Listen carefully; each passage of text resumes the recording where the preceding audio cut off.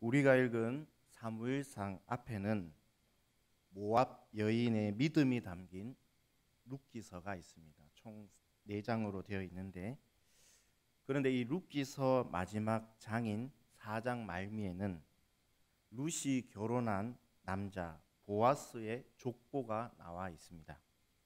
그리고 이 족보의 마지막은 이새의 아들 다윗으로 마무리를 합니다. 그런데 오늘 룻기에서 사무엘상으로 넘어오면서 다윗의 이야기로 시작되는 것이 아니라 자녀가 없는 한 무명의 여인의 이야기로 시작됩니다. 사무엘상은 레위 지파이며 고앗 자손인 엘가나를 설명합니다.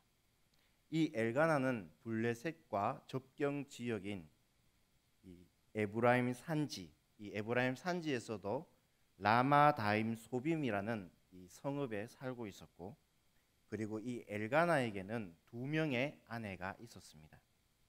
처음 결혼한 아내는 한나이고, 그리고 두 번째로 결혼한 이 부인은 분인나라는 이 여자였습니다.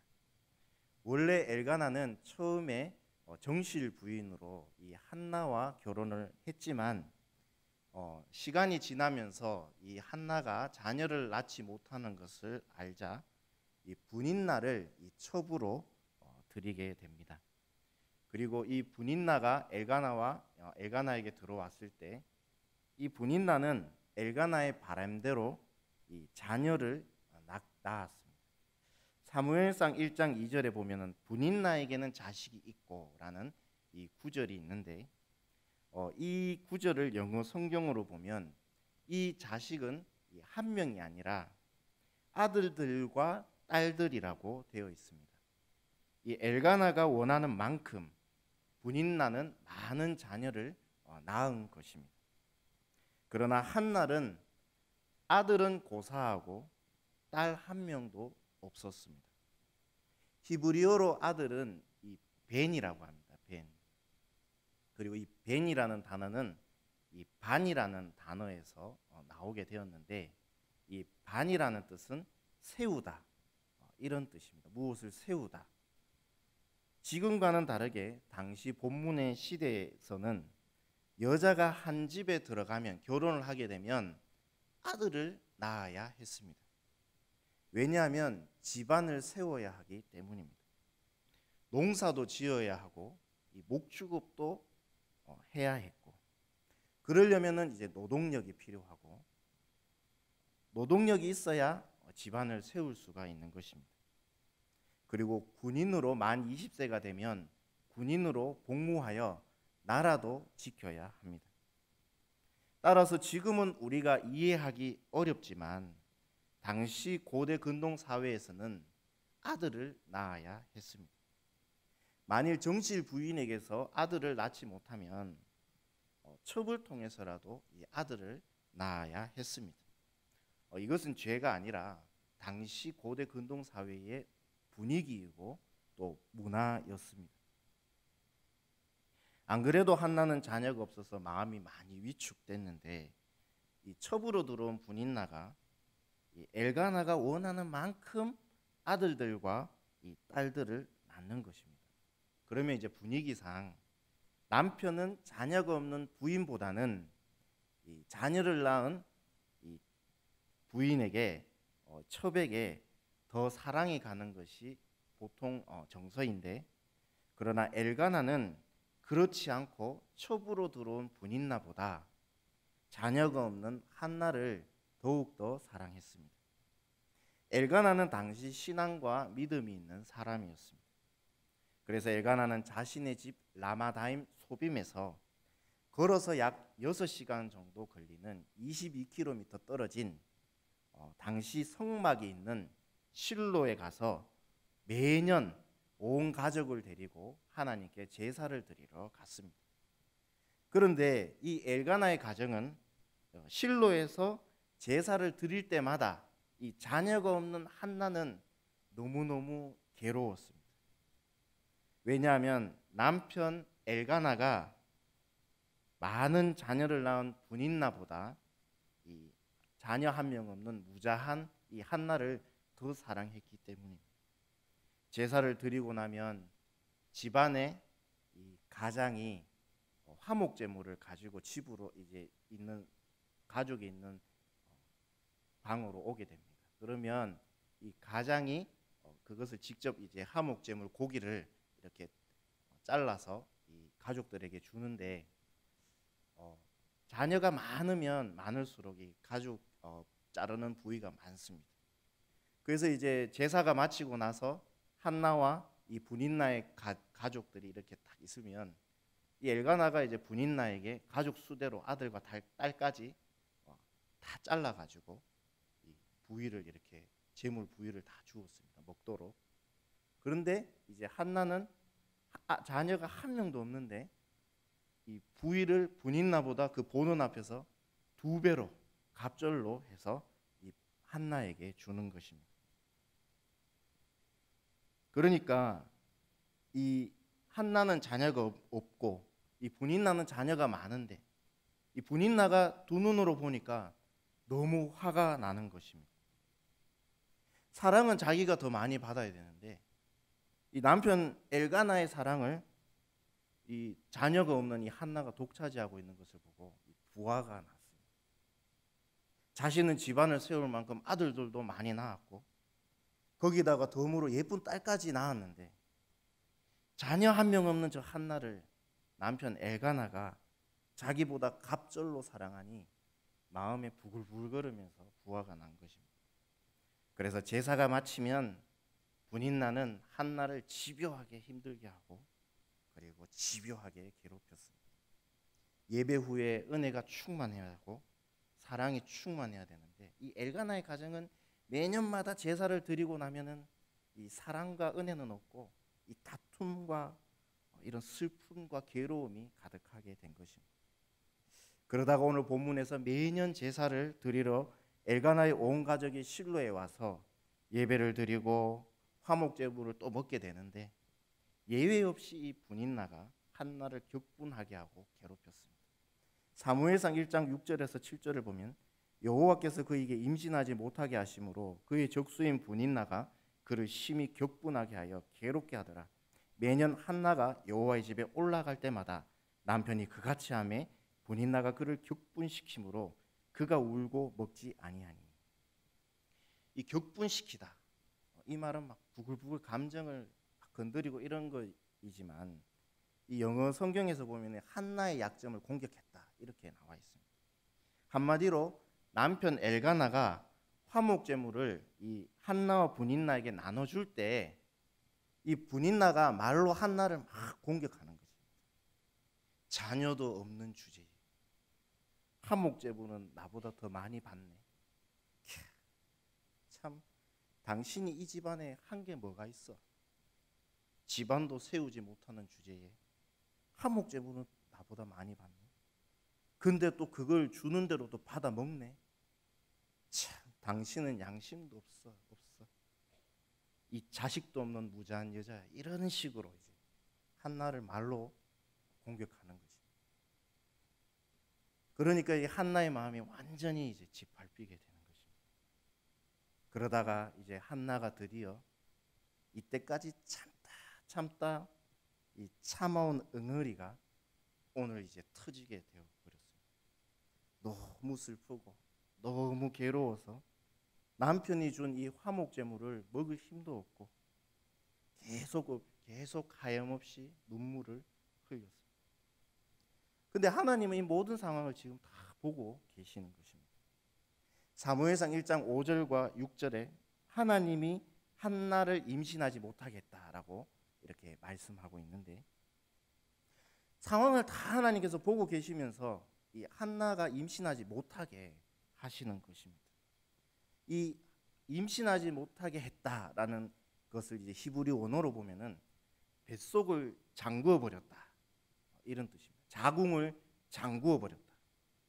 그래서 아무리 노력을 해도 이 엘가나와 한나가 아무리 노력을 해도 하나님께서 의도적으로 가스밸브를 잠그고 수도꼭지를 꽉 잠그어 놓아 버리듯이 이 뱃속을 한나의 뱃속을 꽉 밸브를 잠그듯이 잠그어 버렸습니다.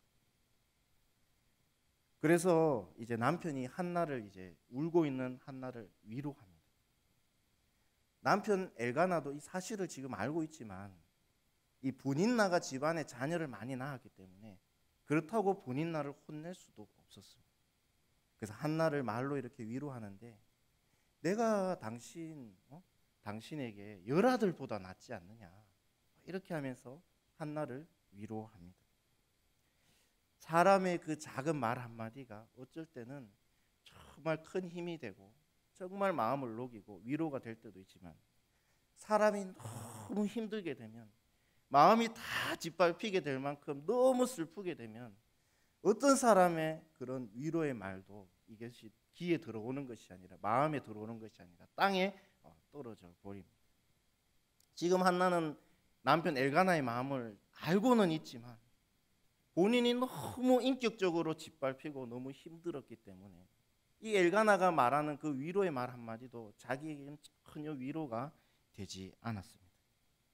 엘가나의 가정이 이제 제사를 드리고 한바탕 분인나의 분탕질이 끝나고 이제 잠잠해졌습니다. 그런데 한나가 일어났습니다. 본문 9절에 보면 그들이 실로에서 먹고 마신 후에 한나가 일어나니 그때 제사장 엘리는 여호와의 전 문설주 곁 의자에 앉아 있었더라.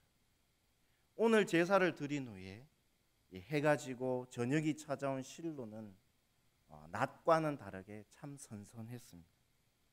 분인나에게 엄청난 모욕과 깊은 상처되는 말로 마음이 너무 괴로운 한나는 이 괴로운 마음을 안고 일어나서 처음으로 성막 문 입구에 서 있었습니다.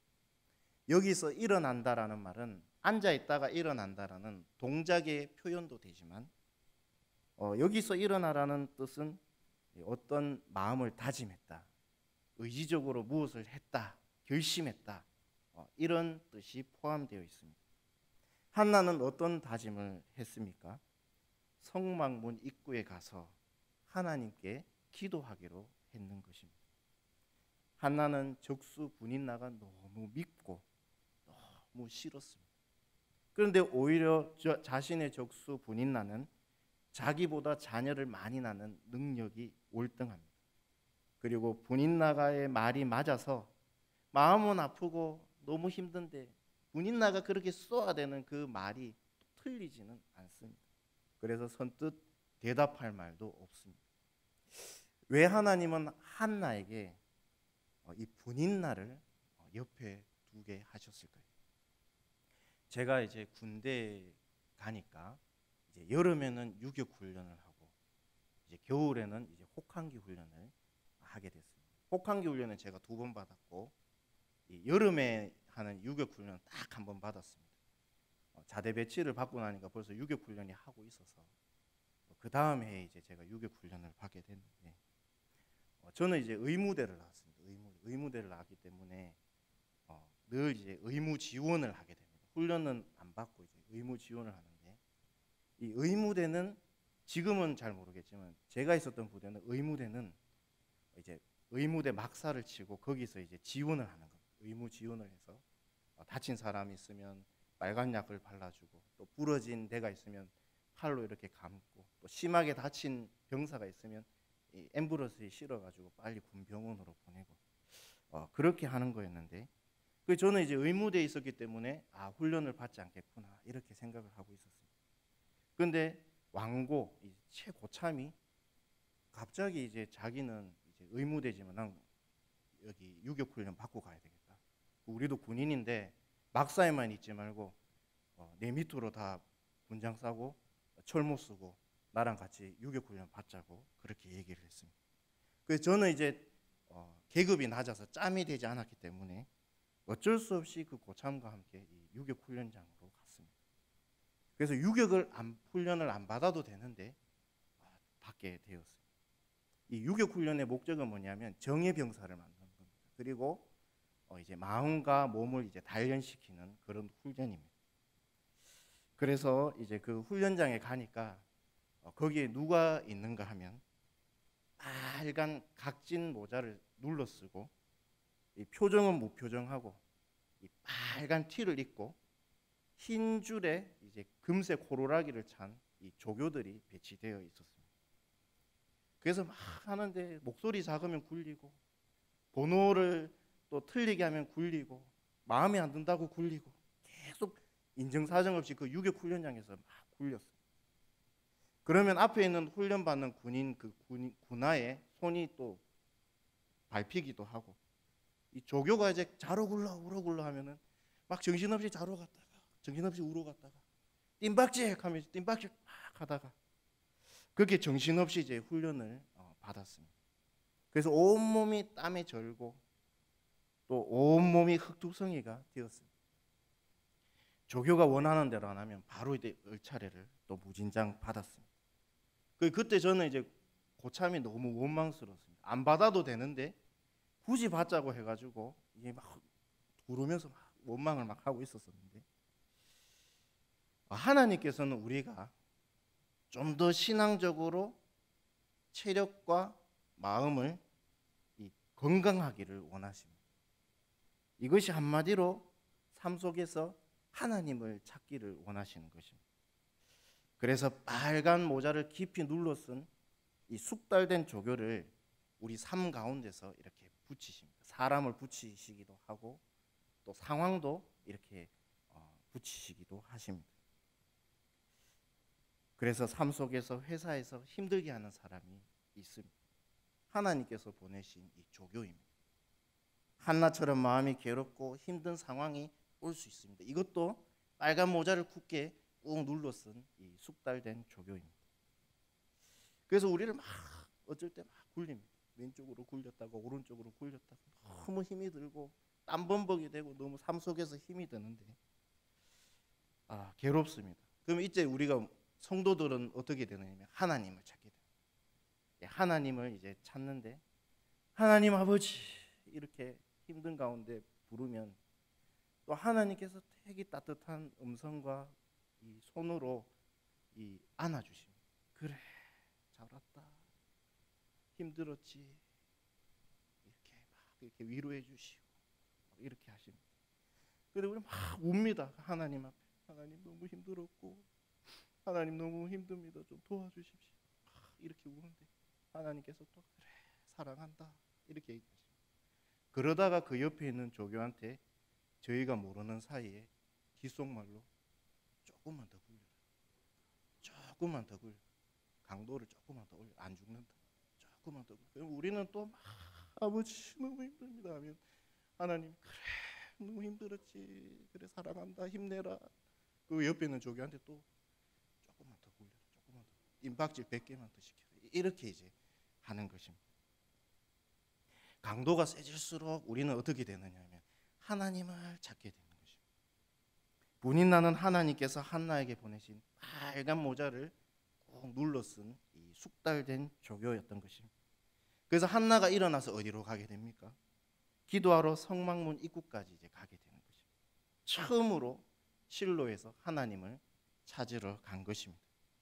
그리고 한나는 하나님 앞에 기도합니다. 본문 10절과 11절에 한나가 마음이 괴로워서 여호와께 기도하고 통곡하며 서원하이르되 만군의 여호와여 만일 주의 여종의 고통을 돌보시고 나를 기억하사 주의 여종을 잊지 아니하시고 주의 여종에게 아들을 주시면 내가 그의 평생의 그를 여호와께 드리고 삭도를 그의 머리에 대지 아니하겠나이다. 한나의 마음이 너무 괴롭습니다. 그리고 이제 조교 분인나에게 받은 그 서름과 모욕과 수치를 울면서 통곡하면서 하나님께 기도하는 것입니다. 소원하이르되 자기에게 아들을 주시면 그 아들을 제가 구별하여서 하나님께 나시린으로 드리겠다고 한나가 그렇게 소원을 합니다. 이 한나가 소원하는 것을 가지고 여러 가지 해석이 있지만 저는 그냥 한나의 마음을 한번 생각해보고 고민해봤을 때 그저 한나가 이 나시린으로 이제 바치게 되면 한나의 손에서 몇 년 못 크게 됩니다. 이 제사장에게 이제 넘어가게 되는데 아들을 그럴지라도 아들이 너무 갖고 싶은 겁니다. 아들만 주시면 제가 나시린으로 하나님께 바치겠습니다. 너무 아들을 가지고 싶고 너무 자녀를 가지고 싶은 것입니다. 더 이상 자녀가 없다고 모욕당하기도 싫고 더 이상 하나님께 복받지 못했다는 소리도 듣기 싫고 그냥 하나님 아들만 주시면 제가 그 아들 몇 년 제 손에 키우지 못하겠지만 제가 그를 머리에 삭도를 내지 않고 나시린으로 하나님께 바치겠습니다. 그런 간절한 소원이 있는 것입니다.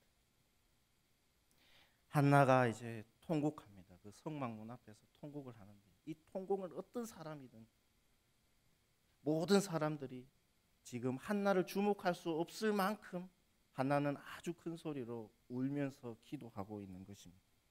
그리고 장시간 오랫동안 기도했다라고 오늘 본문은 말씀하고 있습니다.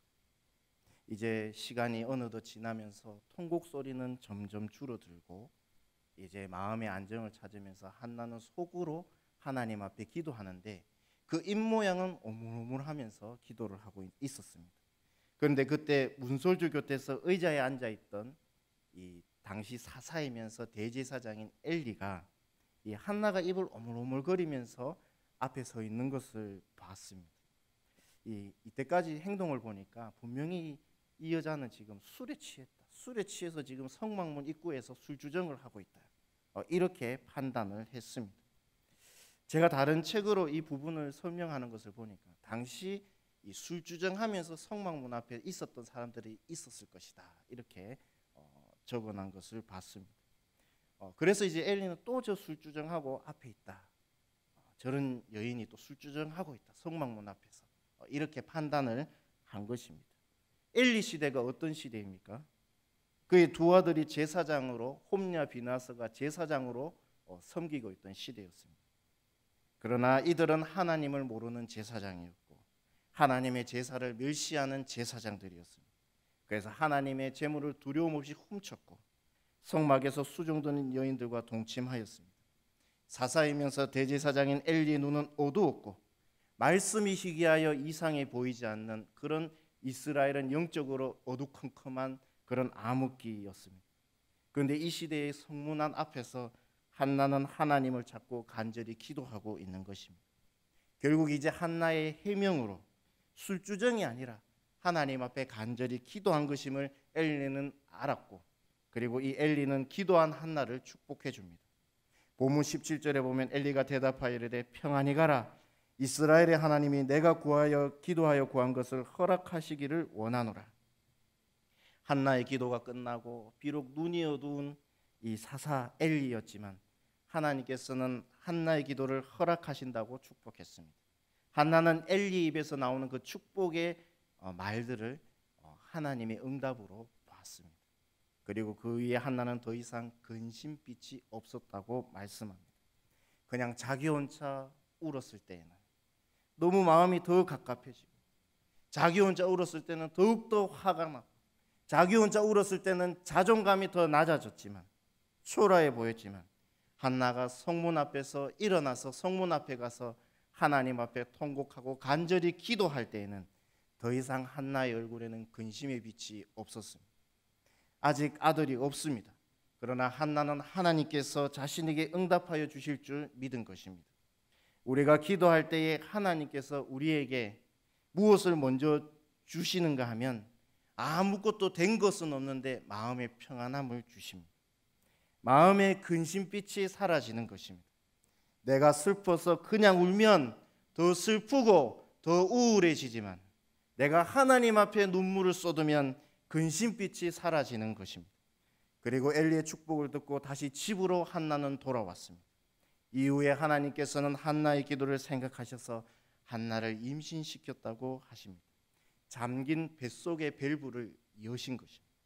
그리고 때가 되어 그토록 바랬던 그 귀한 아들을 한나는 받게 된 것입니다. 사무엘상 1장 20절에 한나가 임신하고 때가 이름에 아들을 낳아 사무엘이라 이름하였으니 이는 내가 여호와께 그를 구하였다 함이더라. 한나는 낳은 아들의 이름을 사무엘이라고 지었습니다. 이 뜻은 하나님께서 들으셨다라는 의미입니다. 한나는 기도할 때에 하나님께서 자신의 기도를 들으셨다는 사실을 믿었습니다. 그래서 사무엘상 2장에서 하나님을 한나가 찬양할 때 이런 기도를 고백합니다. 사무엘상 2장 7절과 8절에 여호와는 가난하게도 하시고 부하게도 하시며 낮추기도 하시고 높이기도 하시는도다. 가난한 자를 진토에서 일으키시며 빈궁한 자를 거름더미 위에서 올리사 귀족들과 함께 앉게 하시며 영광의 자리를 차지하게 하시는도다. 땅의 기둥들은 여호와의 것이라 여호와께서 세계를 그것들 위에 세우셨도다. 우리의 기도를 들으시는 하나님은 어떤 분이십니까? 가난하게도 하실 수 있고 부하게도 하실 수 있습니다. 낮추기도 하시며 충분히 높일 수도 있는 그런 전능하신 분입니다. 가난한 자를 진토에서 올리시는 분이고 빈궁한 자를 거름더미, 인생의 맨 밑바닥에서 다시 올리시는 분이 바로 전능하신 하나님이시라는 것입니다. 모든 것이 다 하나님 겁니다. 하나님께서는 모든 것을 다 하실 수 있으십니다. 하나님께서 우리의 기도에 충분히 응답하여 주실 수 있는 전능하신 하나님인 것입니다. 이것을 한나가 사무엘을 낳고 하나님께 고백한 기도입니다. 하나님께서는 한나의 기도를 들으셨습니다. 그래서 그의 이름이 사무엘입니다. 동일하게 가난하게도 하시고 부하게도 하시는 그 하나님께서 우리가 기도할 때에 하나님께서는 들으십니다. 이 사무엘은 자라서 영적으로 어두컴컴한 이스라엘을 땅에 떨어지지 않는 하나님의 말씀의 능력으로 다시 이스라엘을 회복시켰고, 그리고 기도로 블레셋을 물리쳤고, 하나님께서 세운 다윗의 머리에 기름을 붓는 아주 중요한 사역을 감당했습니다. 그래서 하나님은 이 귀한 사역을 담당한 사무엘을 낳게 하기 위해서 한나를 기도로 준비시켰던 것입니다. 그리고 자신의 귀한 첫 번째 아들을 하나님께 바치니 하나님께서 그것을 귀하게 보시고 한나에게 사무엘 말고도 세 아들과 두 딸을 더 주셨습니다. 사무엘상 2장 21절에 여호와께서 한나를 돌보시사 그로 하여금 임신하여 세 아들과 두 딸을 낳게 하셨고 아이 사무엘은 여호와 앞에서 자라니라. 제가 어떤 예화책에서 한 이야기를 읽은 것이 기억이 납니다.